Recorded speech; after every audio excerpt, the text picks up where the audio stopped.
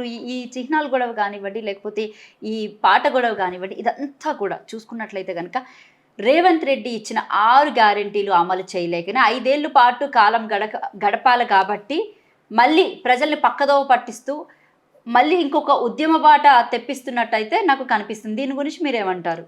ఇప్పుడు రాజకీయ నాయకులు ఎప్పుడు తమ కుర్చీ కాపాడుకోవడం కోసం ఏనుగు దంతాలు పైకి కనపడే దంతాలు వేరు, లోపల నమిలే దంతాలు వేరు అంటారు. రాజకీయ నాయకులు తమ కుర్చీల కోసం ఏ రాజకీయ నాయకుడైనా ప్రజలకు చెప్పేది ఒకటి, లోపల చేసేది ఒకటి. అందుకని రాజకీయ నాయకులు అంటే ఎవరికి గౌరవం లేదు, ఏ రాజకీయ పార్టీ అయినా. కానీ ఇక్కడ ఇన్ని వందల వేల లక్షల మంది త్యాగాలతో వచ్చిన తెలంగాణ ప్రతినిత్యం తెలంగాణ సోయితో ఉంటుంది. పాలకులకు తెలంగాణ సోయి లేనప్పుడు ప్రజలు కర్రగాల్చి వాత పెడతారు. ఇప్పుడు నీ ప్రభుత్వం యొక్క గమ్యము ఈ 6 నెలల కాలంలో తెలంగాణ సోయి ఉందా ఈ ప్రభుత్వానికి? ఏమన్నా తెలంగాణ అమరవీరులతో ఏమన్నా కుటుంబాలతో మాట్లాడిరా? తెలంగాణ ఉద్యమకారులతో మాట్లాడిరా? తెలంగాణ మేధావులు అంటే ఒక కోదండరామ్ సార్ ఒకరినే పిలిచి మాట్లాడుతున్నారు. 4 కోట్ల ప్రజలకు సంబంధించిన ప్రతినిధులు డెమోక్రసీలో డిబేటు, డిస్కషన్, డైలాగు లేకపోతే ఇలాంటి అపరిపక్వత విధానాలే బయటకు వస్తాయి. డైవర్ట్ గేమ్ పొలిటీషియన్స్ ఏం చేస్తారంటే mind game, blame game, divert game. నేను అదే అంటున్నా, ఫస్ట్ మైండ్ గేమ్ ఆడతారు, ప్రజల్లో వ్యతిరేకత రాగానే బ్లేమ్ వేరేటోళ్ళ మీద ఇస్తారు. లేకపోతే మెజారిటీ ఇష్యూస్, పేద ప్రజలకు సంబంధించిన ఇష్యూస్, నిరుద్యోగం ఇష్యూస్, లేకపోతే కరెంటు సమస్యలు, రైతుల సమస్యలను డైవర్ట్ చేయడానికి ఇలాంటి ఎమోషనల్ ఇష్యూస్ని తీసుకొస్తుంటారు. ఎమోషన్స్తో లూజ్ మోషన్ చేద్దామని చూస్తే ఎవరైతే ఇప్పుడు నీవు నేర్పిన విద్య నీరజాక్ష అన్నట్టు ఆల్రెడీ తెలంగాణ ప్రజలు వీర తెలంగాణ సాయుధ పోరాటం నుంచి నేటి వరకు అన్ని రకాలుగా బలైపోయారు. ఇంకా ప్రజల ఎమోషన్స్తో, సెంటిమెంట్స్తో కాలం గడపాలని చూస్తే ప్రజలు ఖచ్చితంగా బుద్ధి చెప్తారు. రైట్, మరొక విషయానికి వద్దాం sir. So last and final ఏంటంటే, మొన్న పాషం సీనియర్ జర్నలిస్ట్ పాషం యాదగిరి గారు ఏదైతే మా ఎమ్మెల్సీ మహేష్ కుమార్ గౌడ్తో క్లాష్ వచ్చిందో, ఆ స్టేజ్ మీద జరిగినటువంటి ఇష్యూ ఏదైతే ఉందో దాని గురించి ఆయన ప్రెస్ మీట్ పెట్టి మాట్లాడడం జరిగింది. అయితే ఆయన ఒక్క స్టేట్మెంట్ ఏంటంటే, మళ్ళీ ఆంధ్రాలో చంద్రబాబు నాయుడు గెలిస్తే కనుక పక్కా తెలంగాణ రాష్ట్రాన్ని ఆంధ్రప్రదేశ్లో రేవంత్ రెడ్డి కలిపేస్తాడు అన్న స్టేట్మెంట్ ఆయన ఇచ్చారు. ఆ మాటకి నేను కట్టుబడి ఉంటాను అని కూడా నాకు ఇచ్చిన ఇంటర్వ్యూలోనే ఆయన చెప్పారు. సో దాని గురించి మీరు ఏం చెప్తారు? ఇప్పుడు పాషం యాదగిరి గారు మా అందరికీ గురువులు అంటాడు, సీనియర్ జర్నలిస్టు. తెలంగాణ ఉద్యమంకి ఎప్పటి నుంచో కొట్లాడుతున్నాడు.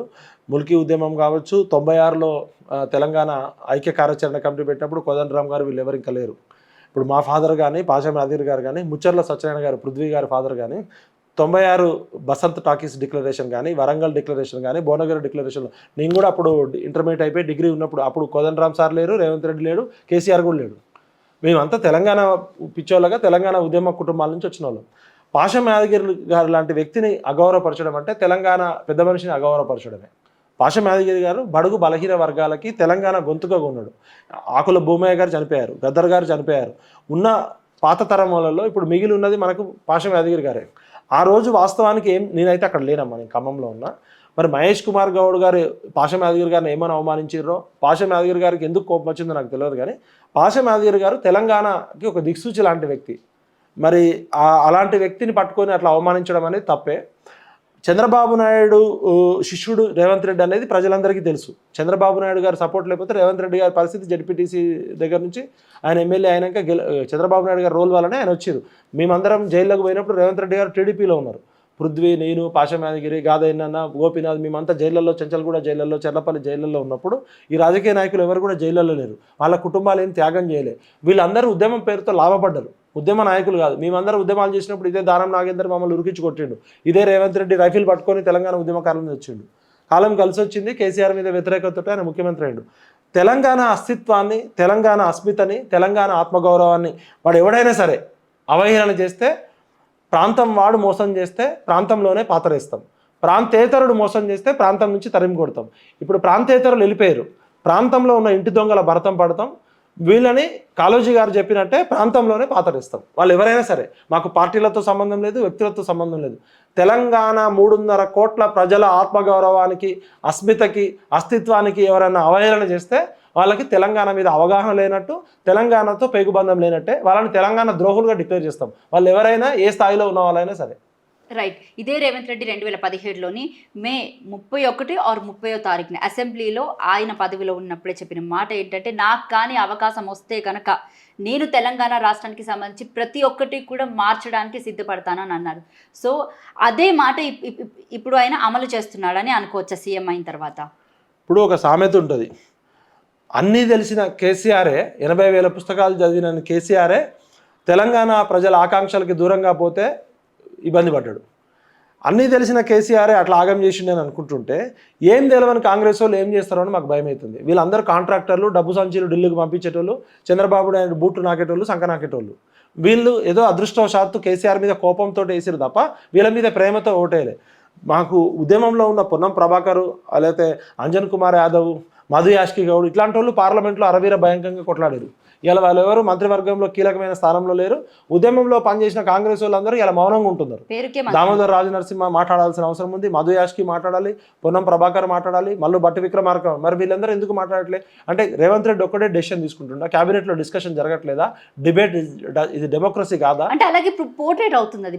ఒకవేళ గినక పాషం యాదగిరి గారు చెప్పినట్టు మరి ఆయనకి ఏం సమాచారం ఉందో నాకు తెలియదు, నేను మాట్లాడతా సార్ తోటి. మళ్ళా సమైక్యాంధ్ర పాలకులు కుట్రలు చేస్తే మాత్రం తరిమి కొడతాం. అది ఎవడైనా సరే. ఇంటి దొంగని ఈశ్వరుడైనా గుర్తుపట్టలేరు. మరి ఇంటి దొంగలతోటి బయట దొంగలు చేస్తున్న కుట్ర ఏమన్నా పాషం యాదగిరి గారికి తెలిసిందేమో కనుక్కుందాము. తెలంగాణకు అడ్డొస్తే వాడు ఎవడైనా సరే తెలంగాణ ద్రోహులే. కాసు బ్రహ్మానంద రెడ్డి విగ్రహం కూడా ఇక్కడ ఉండాల్సిన అవసరం లేదు. 370 మందిని చంపారు కదా, ఆయన అక్కడ పెట్టుకోండి. ఇప్పుడు మా చాకల ఏలమ్మది, మా కొమరం భీమ్ది, మా దొడ్డి కొమరయ్యది. ఇవాళ నిన్నగాక మొన్న కొలిశెట్టి రామదాస్ గారు అని మా దూర బంధువు, ఆయన తెలంగాణ ఉద్యమం 68లో స్టార్ట్ చేసిండు, మొట్టమొదటి వ్యక్తి. ఆయన చనిపోతే కనీసం ఒక రాజకీయ పార్టీ పోలే. ఇవి రాజకీయ పార్టీలు, వీళ్ళు శవాల మీద పేలాలు ఏరుకునేటోళ్ళు. వీళ్ళు ఎద్దు పుండు కాకి ముద్దులాగా పొడుచుకొని తినేటోళ్ళు. వీళ్ళకి ప్రజల పట్ల ప్రేమ లేదు, తెలంగాణ పట్ల ప్రేమ లేదు. కాబట్టి ఇప్పుడు వినేటోడు ఎర్రిపప్పు అయితే చెప్పేటోడు అవుతాడు. ఇప్పుడు చెప్పేటోళ్ళు కొండెర్రిపప్పులు అవుతారు. తెలంగాణ ప్రజలని మోసం చేయాలనుకుంటే కొండేరి పప్పలు అవుతారు. ఇప్పుడు సీతయ్య ఎవడి మాట వినడంటే సీతయ్య మాట కూడా ఎవరు వినరు. నువ్వు అన్ని చెరిపేయాలనుకుంటే నిన్ను కూడా చెరిపేస్తారు, సింపుల్. కాబట్టి ఒళ్ళు దగ్గర పెట్టుకొని పరిపాలన చేయమని కోరుతున్నాను. మరి ఇంత చేసిన రేవంత్ రెడ్డి ఇప్పుడు తెలంగాణ ఉద్యమకారుని రేపు జరిగే తెలంగాణ ఫార్మేషన్ డే ఏదైతే ఉందో పెరేడ్ గ్రౌండ్స్లో, దానికి ఉద్యమకారులను అందరినీ కూడా ఆహ్వానిస్తాము, సన్మానం చేస్తామని అన్నారు. ఓ పక్క నుంచేమో చిహ్నాలు తీసేస్తాము, లేకపోతే రాష్ట్ర గీతానికి సంబంధించి ఇలాంటి వివాదాలు సృష్టించి ఇప్పుడు ఉద్యమకారులు పిలుస్తాము, సన్మానం చేస్తామంటున్నారు. సో దానికి కానీ మీకు ఇన్విటేషన్ వస్తే మీరు వెళ్తారా? ఇప్పుడు ఉద్యమకారులు అంటే ఒక తెలంగాణ బిడ్డలో ఒక కోదండరామం కాదు, అమరవీరుల కుటుంబాలందరినీ పిలవాలి. అమరవీరుల కుటుంబాలకి న్యాయం చేయాలి. మాకు రేవంత్ రెడ్డికి అప్పే శాల్వా కోసమో, సోనియా గాంధీ ఇచ్చే బహుమానం కోసమో కాదు. మా మెజారిటీ ప్రజల వర్గాలకి మీరు ఏం చేస్తారు, బడ్జెట్లో ఎంత వాటా పెడతారో అమరవీరుల కుటుంబాలను పిలిస్తే అమరవీరుల కుటుంబాలందరినీ తీసుకొని మేము వెళ్ళడానికి సిద్ధంగా ఉన్నాం. అమరవీరుల కుటుంబాలకు న్యాయం చేయకుండా పిలిస్తే మేము బాయ్కాట్ చేస్తాం. మా ఉద్యమ త్యాగాలు చేసిన వాళ్ళందరినీ పిలవాలి. ఇప్పుడు ఒక 10 మందిని పిలిచి షో ఆఫ్ చేసి ఫోటో ఫ్రేమ్ కోసం సోనియా గాంధీ ముందు షో ఆఫ్ చేయడం కాదు. మీరు తలుచుకుంటే మీ దగ్గర డేటా ఉంది, మా దగ్గర డేటా ఉంది, మీ దగ్గర డేటా లేకపోతే మా పృథ్వీ దగ్గర డేటా ఉంది, మా గాదా ఇన్న దగ్గర డేటా ఉంది, పాషం యాదగిరి దగ్గర ఉంది, నా దగ్గర ఉంది. ఆ చనిపోయిన 1200 మంది మాకేమి ఇవ్వకండి, మీరు మాకేమి సన్మానం చేయకండి. మీ సన్మానాలు వద్దు, మీ రాజముద్రలు వద్దు, మీ బహుమతులు వద్దు. ఆ 1200 మంది అమరవీరుల కుటుంబాలకి న్యాయం చేయండి. దానికోసం రేవంత్ రెడ్డి గారికి పాదాలకి రిక్వెస్ట్ చేస్తున్నాం, దయచేసి ఫస్ట్ వాళ్ళకి చేయండి. ఒకవేళ న్యాయం చేసి మాకు నచ్చినట్టు మేము తెలంగాణ రాష్ట్రాన్ని ఇచ్చేస్తామంటే ఏమంటారు?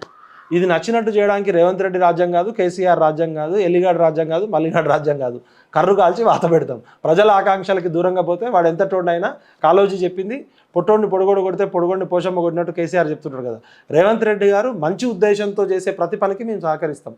దాని వెనకాల చెడు ఉద్దేశాలు ఉన్నాయనుకో ఖచ్చితంగా ఎండగడతాం, ఎంతకైనా తెగించి కొట్లాడతాం.